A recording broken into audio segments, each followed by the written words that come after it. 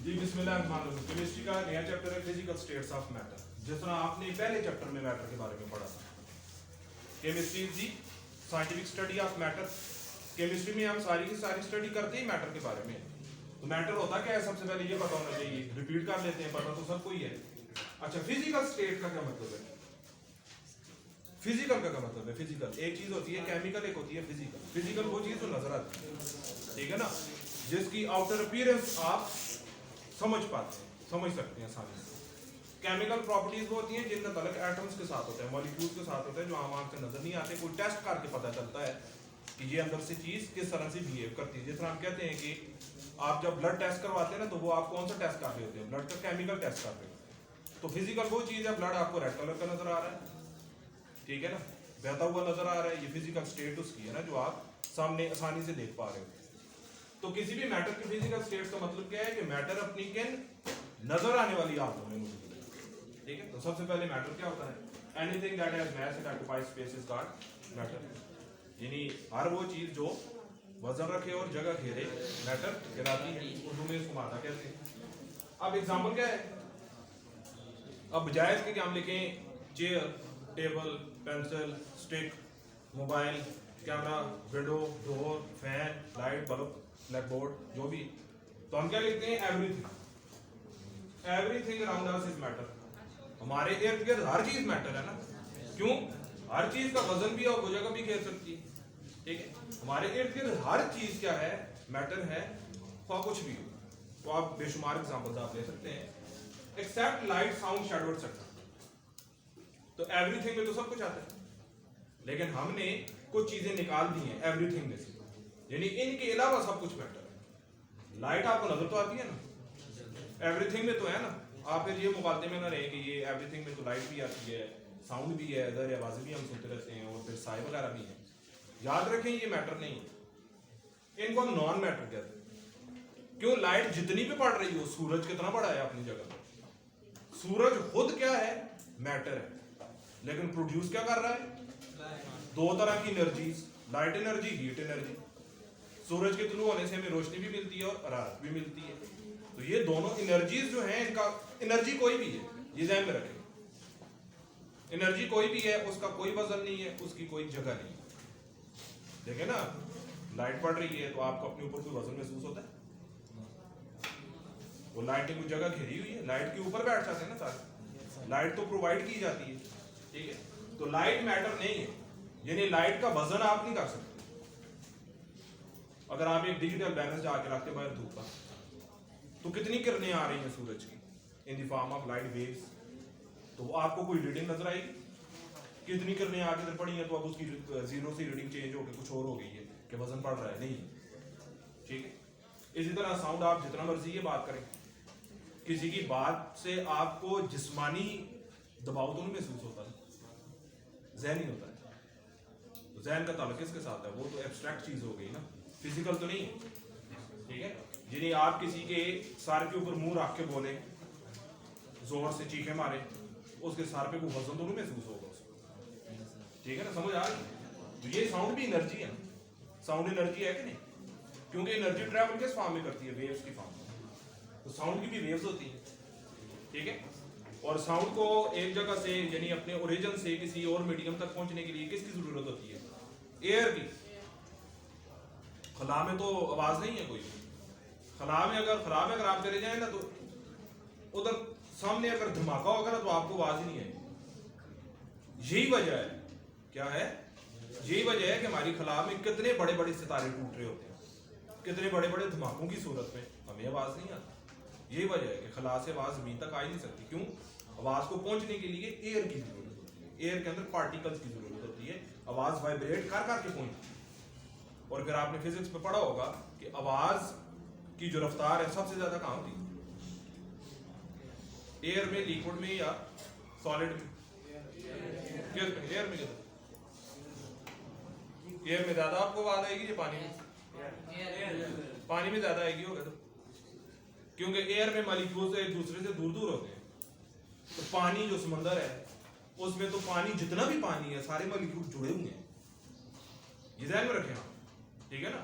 अगर आप पानी में जाएं, अगर सैकड़ों मील दूर से अगर कोई मछली बोलती है ना, अपनी जिस तरह की भी उसकी कुदरती आवाज है, वो आवाज निकालेगी, फौरन आप तक पहुंच जाएगी तेजी के साथ। क्यों? उससे लेकर और आप तक बीच में कोई भी रुकावट नहीं है, सारे के सारे पानी के मॉलिक्यूल्स है। फौरन पानी के मॉलिक्यूल्स वो साउंड वेव को इकट्ठा करेंगे और आप तक फौरन पहुंचा देंगे। ठीक है, अब आप देखें जब बारिश होती है रोशनी पहले नजर आती है और गरज की आवाज बाद में आती है। इसका मतलब क्या हुआ? लाइट की स्पीड तेज है ना साउंड से। तो जब आपको गरज की आवाज इतने दूर से आती है तो वो देर से इसलिए आती है, एक तो साउंड की स्पीड कम है, दूसरा ये है कि बीच में वक्फे है ना, बीच में गैप है एयर के मॉलिक्यूल्स में, उस वजह से फिर साउंड का पहुंचते पहुंचते टाइम लगता है। उसके बाद शैडो है, शैडो का ताल्लुक है लाइट के साथ। लाइट के रास्ते में कोई भी चीज रख देंगे तो जहां से लाइट नहीं गुजर सकती उसका शैडो बन जाएगा, जहां से गुजर जाएगी वो तो लाइट निकल जाएगी ना। अब देखिए वो सामने आपको दीवार का साया नजर आ रहा है, क्यों? सूरज की रोशनी दीवार के अंदर से गुजर के नहीं आ सकती, साइडों से गुजर रही है, ऊपर से गुजर रही है, तो उसका साया बन जाता है। तो ये चीजें क्या है? नॉन मैटर है, ये मैटर नहीं। ठीक है, ये चीजें अंदर। अच्छा, उसके बाद अब हम स्टेट्स की बात करते हैं कि नॉर्मली जो है ना बेसिक लेवल पे मैटर की 3 स्टेट्स पाई जाती हैं, हालांकि 4-5 हैं, तो वो आपके लेवल की नहीं है, आप उनकी डिटेल में नहीं जाएंगे। तो matter is classified into 3 major states, solid, liquid, gas.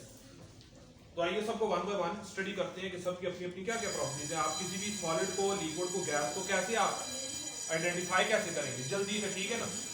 Bell होगी लेकिन मैं इसको कंप्लीट करके जाऊंगा, ठीक है, 5 मिनट तक। सबसे पहली चीज, ये सारे के सारे टेक्निकल पॉइंट से आपने समझ लेना है। मैं मेरे ख्याल में निकल गया। आ रहा है?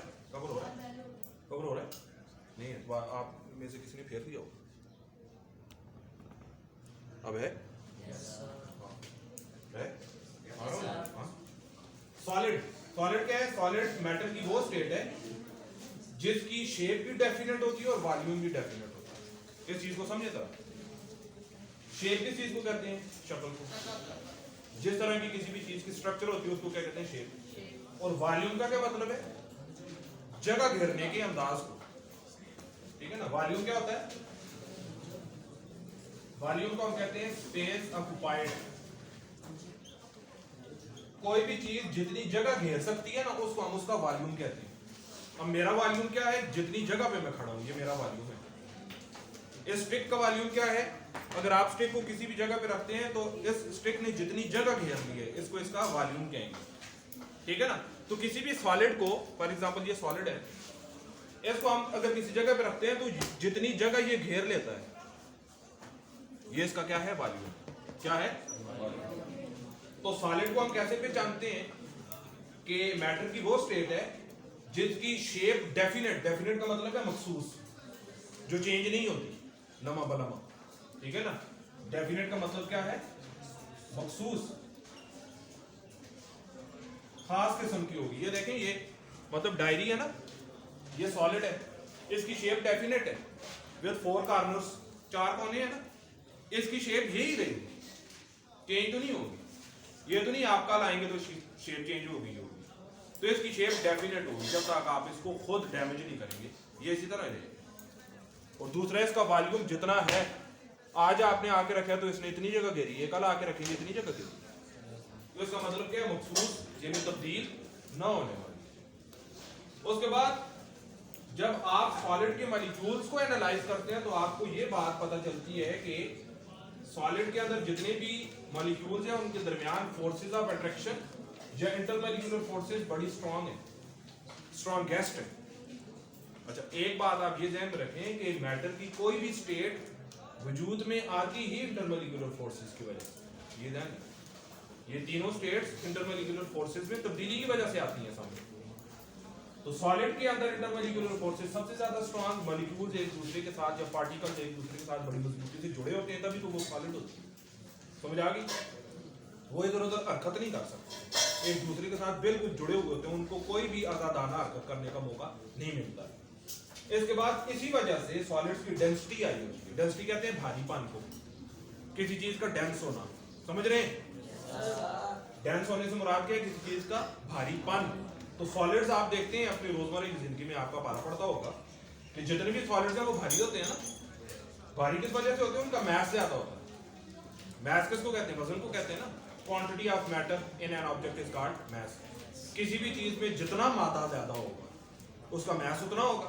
जितना मास ज्यादा होगा उसकी डेंसिटी उतनी ज्यादा होगी। तो डेंसिटी का फार्मूला क्या है? E is equal to m/v। m मास हो गया, v वॉल्यूम हो गया। तो ये डेंसिटी का ताल्लुक मास के साथ बराह रास्त है, जबकि डेंसिटी का ताल्लुक वॉल्यूम के साथ इनवर्स है। कि डेंसिटी जितनी ज्यादा होगी वॉल्यूम उतना कम होगा, वो चीज उतनी छोटी होगी, डेंस्ड फॉर्म में होगी ना। और जितनी डेंसिटी ज्यादा होगी इसका मतलब है उस चीज का मास उतना ज्यादा है, वो भरी हुई है अंदर से, खोखली नहीं है। समझ रहे? अच्छा, अब सॉलिड्स क्या है? इनकम्प्रेसिबल है, इन सॉलिड्स को दबाया नहीं जा सकता जो सही सॉलिड होता है। वैसे तो तरह डस्टर भी है, डस्टर भी सॉलिड है, लेकिन इसकी प्रॉपर्टी प्योर सॉलिड की तो नहीं है क्योंकि अंदर से खोखला है। ये मिसाल आप एक सॉलिड आयरन बाल की ले लें, सॉलिड आयरन बाल की, आप उसको दबा नहीं सकते, आप ईंट को दबा नहीं सकते हैं, ये इनकम्प्रेसिबल है। क्या है? इनकम्प्रेसिबल। रिजिड एंड हार्ड, सख्त है और इतनी आसानी से टूटने वाले नहीं होते आम हाथ से, ठीक है ना। ये मार्कर है ना, अब इतनी आसानी से तो नहीं टूटेगा, सॉलिड है। रिजिड का क्या मतलब है? सख्त। हार्ड का मतलब जो ऊपर से टच करे तो सख्त महसूस हो। रिजिड अंदरूनी मजबूती को कहते हैं। ये दोनों टेक्निकल टर्म है। रिजिड अंदरूनी मजबूती को कहते हैं, हार्ड ऊपरी मजबूती को कहते हैं। कि ऊपर से आपको कोई चीज हार्ड लग रही है, जब नहीं देखें पापड़ को अगर आप ऊपर से टच करें वो आपको हार्ड महसूस होगा, लेकिन वो रिजिड नहीं है। आप इस तरह करेंगे टूट जाएगा। उसको फ्रेजाइल हम कहते हैं। क्या कहते हैं? फ्रेजाइल। जो ऊपर से तो मजबूत नजर आता है लेकिन अंदर से कमजोर होता है। तो सॉलिड क्या होते हैं? आमतौर पे रिजिड है। यहाँ पे असली सॉलिड्स की बात हो रही है। उस तरह सॉलिड्स तो बहुत सारे हैं, कुछ कमजोर है कुछ मजबूत है। प्योर सॉलिड्स की बात हो रही है, रिजिड एंड हार्ड होते हैं। अब इनके अंदर चूंकि इंटरमॉलिक्यूलर फोर्सेस स्ट्रांग होती है, मॉलिक्यूल्स एक दूसरे से इतनी आसानी से अलग नहीं हो पाते, तो इनके मेल्टिंग और बॉइलिंग पॉइंट भी ज्यादा होते हैं। यानी इनको ज्यादा हीट देंगे तो तब अलग होगा, इतनी आसानी से नहीं। ये नहीं मतलब आप किसी भी देखें लकड़ी को अगर आप जलाना चाहते हैं तो आप थोड़ी सी आग देंगे तो ये पिघल देगी नहीं। इसको इसकी दूसरी हालत में या इसके वजूद को मिटाने के लिए आपको बहुत ज्यादा टेम्परेचर देना पड़ेगा, जिसको हम किस सूरत में कहते हैं? मेल्टिंग पॉइंट या बॉइलिंग पॉइंट। मेल्टिंग पॉइंट वो होता है टेम्परेचर का वो पॉइंट जहां पे कोई चीज मेल्ट हो जाती है। और बॉइलिंग पॉइंट क्या होती है? चले बॉइलिंग पॉइंट को तो मिटा ही देते हैं। बॉइलिंग पॉइंट तो उस चीज का होता है जो लिक्विड होती है, ठीक है ना। लिक्विड चीजें बॉयल होती हैं और सॉलिड चीजें मेल्ट होती हैं।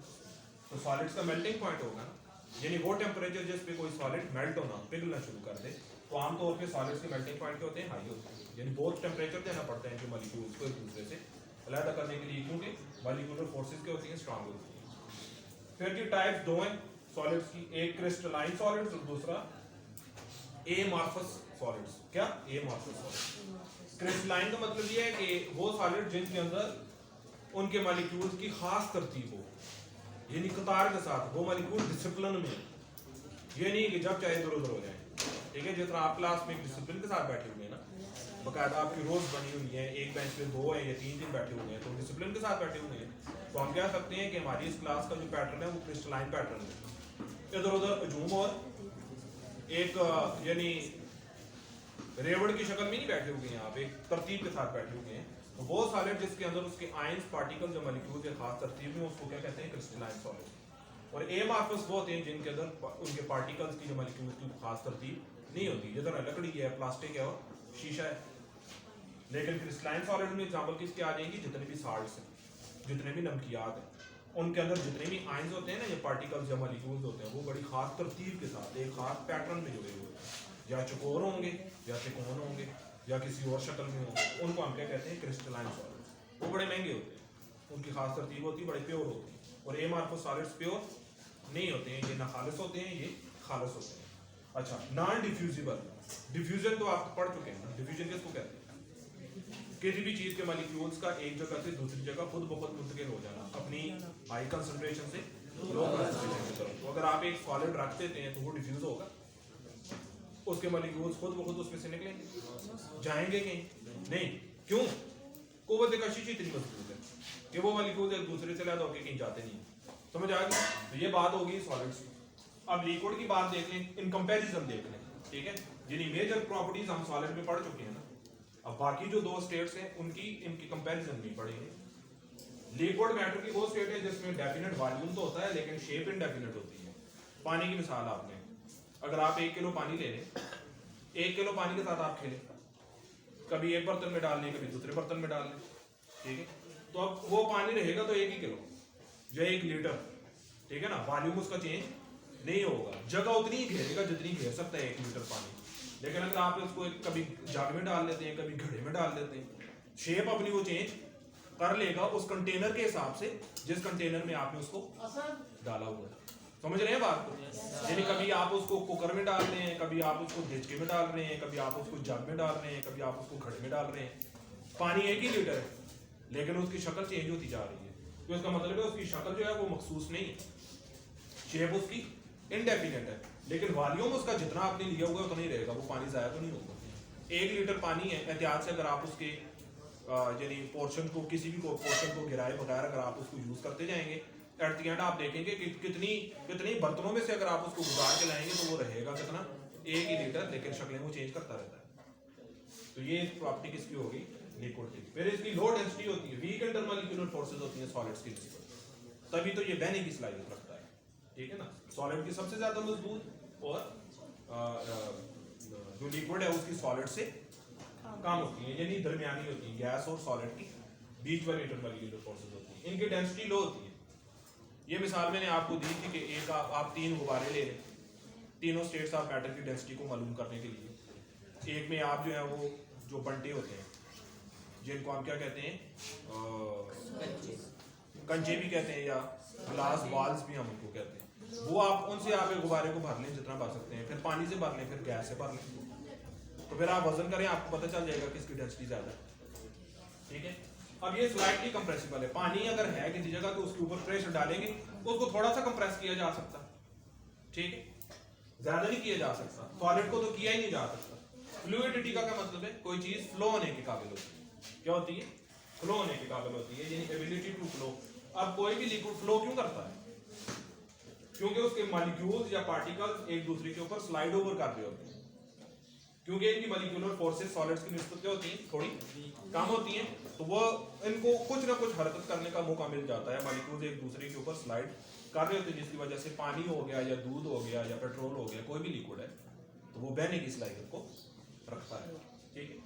अच्छा, melting and boiling point depend on intermolecular force. अब लिक्विड तो कई तरह के हैं, तो उनके अंदर इंटरमॉलिक्यूलर फोर्सेस मुख्तलिफ हो सकती हैं। अब ये देखें, स्पिरिट की मिसाल है, स्पिरिट अल्कोहल हो गया, अगर आप उसको खोल के छोड़ दें तो खुद ही उड़ जाएगा, लेकिन पानी तो नहीं उड़ता इतनी जल्दी। तो पानी के अंदर इंटरमॉलिक्यूलर फोर्सेस स्ट्रांग होती हैं, पेट्रोल के अंदर, मट्टी के तेल के अंदर और स्पिरिट के अंदर, अल्कोहल के अंदर वीक होती है, वो खुद ही उड़ जाती है। तो ये डिपेंड करता है कि किसी भी लिक्विड का मेल्टिंग या बॉइलिंग पॉइंट की बात करेंगे, मेल्टिंग तो नहीं, लिक्विड है तो बॉइलिंग पॉइंट डिपेंड किस पे करेगा? Intermolecular force. जितनी ज्यादा स्ट्रांग इंटरमॉलिक्यूलर फोर्सेस होंगी बॉइलिंग पॉइंट उतना ज्यादा होगा, उतनी हीट एनर्जी देनी पड़ेगी मॉलिक्यूल्स को लैदा करने के लिए। अब लिक्विड आपको पता है एबल टू डिफ्यूज, ऑस्मोसिस में हमने पढ़ा था, पानी के molecules from higher concentration to lower concentration diffuse कर जाते हैं थ्रू सेमी परमिएबल मेम्ब्रेन। उसके बाद लिक्विड्स की खास प्रॉपर्टी इवेपोरेशन है। इवेपोरेशन किसको कहते हैं? पानी के मॉलिक्यूल्स का खुद खुद भाप बन के उड़ जाना। तो कोई भी लिक्विड है वो भाप बन के उड़ सकता है, तो ये इसकी प्रॉपर्टी है। अच्छा, भाप का दोबारा लिक्विड स्टेट में आने को क्या कहते हैं? कंडेंसेशन। ये जो बारिश का अमल है ना, सारा इसी वजह से होता है। समंदरों से, दरियाओं से, नदी नालों से, झीलों से पानी मुखरात पानी ऊपर जाता है, ऊपर जाके क्या हो जाता है? कंडेंस हो जाता है। ये जो उस दिन धुंध पड़ी थी शदीद, ये क्या था? कंडेंसेशन का प्रोसेस था, ठीक है ना। ठंडी हवा चली गई, हवा में जितनी भी पानी की भाप थी ना, वो सारी किसमें तब्दील हो गई? पानी के छोटे छोटे कतरों में, जो फिर धुंध बन जाती है। फिर जब पानी भाप बन के ऊपर जाता है तो वो वेपर्स होते हैं, उन वेपर्स का खास किस्म का प्रेशर होता है जो पड़ता है, उसको हम वेपर प्रेशर कहते हैं। ये 3 प्रॉपर्टीज हैं, इनको हम बाद में अलग अलग पढ़ेंगे डिटेल में। फिर सरफेस टेंशन होती है लिक्विड्स की। सरफेस टेंशन किसको कहते हैं? सतही तनाव। यानी कोई भी लिक्विड एक बर्तन में पड़ा हुआ है, टब में पानी पड़ा हुआ है, तो उसकी सतह के ऊपर एक तनाव आ जाता है, सख्ती सी आ जाती है। आपने कुछ जानदारों को, छिपकलियों वगैरह को पानी के ऊपर चलते हुए देखा होगा, वो तभी चलती है कि उस पानी की सतह में एक खास किस्म की टेंशन होती है। अगर ये ना होती तो फिर ये पानी जो है ना, पानी के ऊपर ये कश्तियां वगैरह भी नहीं चल सकती थी, ठीक है, और कोई जानवर भी फिर इस तरह उसके ऊपर न चल सकते। उसके बाद गैस है, state of matter with indefinite shape and volume. क्या ये नजर आ रहा फेयरलेस? हाँ इस तरह करो ना, किसकी बैठे हो। तो मैटर की वो स्टेट जैसे शेप की इंडेफिनेट होती है और वॉल्यूम की क्या होता है इंडेफिनेट। इंडेफिनेट का मतलब क्या है, गैर मकसूद। अब गैस है उसकी अपनी को खास शक्ल भी नहीं है, खास उसका वॉल्यूम भी नहीं है, और उसके बाद इनके अंदर गैस के मॉलिक्यूल्स के अंदर इंटरमॉलिक्यूलर फोर्सेस क्या होती हैं, वीकेस्ट, सबसे ज्यादा वीक होती हैं, सॉलिड और लिक्विड दोनों के मुकाबले में क्या होती है, वीक होती है। तो मॉलिक्यूल्स एक दूसरे से बहुत ज्यादा फासले पर होते हैं। यही वजह है कि गैस हमें दिखती नहीं है। गैस क्या होती है, इनविजिबल होती है। एक मॉलिक्यूल इसका उधर होगा तो दूसरा उधर होगा, क्योंकि कोई भी चीज जब दिखती है ना तो वो दिखती तब है कि जब मॉलिक्यूल्स इकट्ठे होते हैं। ठीक। अच्छा, एक लिक्विड को आप सॉलिड में कन्वर्ट कर सकते हैं। पानी को आप फ्रीजर में डालें, मॉलिक्यूल्स क्लोज हो जाते हैं ना, वो सॉलिड हो जाते हैं। फिर उसी पानी को आप भाप में तब्दील कर सकते हैं ना, उसको हीट करेंगे तो वो इवेपोरेट होकर निकल जाएगा, तो फिर भाप तो नजर नहीं आती। क्यों? पानी के मॉलिक्यूल्स एक दूसरे से इतने दूर हो जाते हैं, वो गैस बन जाती है। तो गैस इसलिए हमें नजर नहीं आती कि इसके मॉलिक्यूल एक दूसरे से बहुत ज्यादा दूर होते हैं। अच्छा, gas can be liquefied at high pressure. किसी भी गैस को आप लिक्विड में ला सकते हैं दो शराइत की बुनियाद पे। एक तो टेम्परेचर डाउन करना पड़ेगा, क्योंकि किसी भी सॉलिड की किसी भी स्टेट का टेम्परेचर ज्यादा हम करेंगे तो मॉलिक्यूल दूर भागेंगे। अगर आपने गैस को लिक्विड में लाना है तो आप टेम्परेचर कम करेंगे, प्रेशर ज्यादा है, ऊपर से गैस को दबाएंगे। गैस को दबाने से क्या होगा, मॉलिक्यूल्स एक दूसरे के करीब आएंगे, टेम्परेचर डाउन होगा तो वो गैस आहिस्ता आहिस्ता लिक्विड में कन्वर्ट होना शुरू होगा। ठीक है, ऑक्सीजन को लिक्विफाई किया जाता है, नाइट्रोजन को लिक्विफाई किया जाता है। अच्छा, उसके बाद गैसेस जो है वो प्रेशर एक्सर्ट करती हैं। आपको पता है ये गैसेस का प्रेशर होता है ना, वो प्रेशर किस वजह से होता है, गैसेस के मॉलिक्यूल्स हर वक्त मोशन में होते हैं। ठीक है ना, ये जिस तरह आप ये गुब्बारे में हवा भरते जाएं, जितनी ज्यादा हवा भरते जाएंगे वो गुब्बारा हार्ड होता जाएगा, सख्त होता जाएगा, तो एक वक्त आएगा वो प्रेशर से फट जाएगा। क्यों? गैस के मॉलिक्यूल्स कंटिन्यूअस प्रेशर एक्सर्ट करते रहते हैं on the internal walls of balloon. गुब्बारे की अंदरूनी दीवारों में प्रेशर एक्सर्ट होता रहता है लगातार। फिर इसी तरह गाड़ियों के टायर भी फट जाते हैं अगर ज्यादा हवा भरेंगे। गर्मियों में आमतौर पर फट जाते हैं, क्योंकि गर्मियों में क्या होता है, गैस के मॉलिक्यूल्स और तेज हो जाते हैं, हीट एब्जॉर्ब करते हैं। गैसेस को आसानी से कंप्रेस किया जा सकता है। गुब्बारा हाथ में लिए उसको आप दबा दें, कंप्रेस हो जाता है आसानी से, क्योंकि मॉलिक्यूल दूर दूर है ना, कंप्रेस करने से करीब आ जाता है। गैसेस में डिफ्यूजन होती है। एग्जांपल मैंने परफ्यूम की दी थी, परफ्यूम का स्प्रे करें तो फिर बाकी कमरे में सारी खुशबू फैल जाती है। डिफ्यूजन, एफ्यूजन किसको कहते हैं, गैस के मॉलिक्यूल का किसी भी जगह से एक एक करके निकलना। जितना टायर का पंचर हो जाना, ठीक है ना, एक टायर फटना होता है ना, एक पंक्चर हो जाता है। रात को आपने बाइक खड़ी की है घर में, सुबह उठे हैं तो हवा नहीं थी, आपको गैस निकलने की आवाज आई है नहीं, वो उसके मतलब टायर में एक छोटा सा ऐसा सुराख हो गया जिसमें से गैस का मॉलिक्यूल एक वक्त में एक ही करके निकल सकता था। वो सारी रात निकलते रहे एक एक करके। तो हम क्या कहते हैं, escape of gas molecules from a small hole is called effusion. Gas के मॉलिक्यूल्स का किसी एक छोटे सुराख से एक एक करके निकलने को क्या कहते हैं, एफ्यूजन। जबकि डिफ्यूजन का इकट्ठे निकल जाते हैं। ये गैस के गुब्बारे आप लाते होंगे घर में, मतलब छूट जाते हैं तो छत के साथ जाके चमक जाते हैं, तो कुछ दिनों बाद खुद ही गैस निकलती है, तो नीचे आ जाती है। वो एफ्यूजन होती है कि मतलब उस गैस ने गुब्बारे को ऊपर लगा के रखा हुआ है, तो कुछ दिनों बाद वो गैस आहिस्ता आहिस्ता जहाँ से उसको नॉट लगी हुई है ना, वहां से खुद बहुत निकलते रहते हैं, एक एक मॉलिक्यूल गैस तो निकल जाती है। ठीक है, जबकि डिफ्यूजन की मिसाल क्या है, गुब्बारा जो है वो फूला हुआ है, आपने सुई मारी, वो सारी गैस अपनी उस जगह से निकल के दूसरी जगह जाएगी। ठीक है जी, समझ आ गई? शुक्रिया। तो 8वें में इंशाल्लाह काफी चैप्टर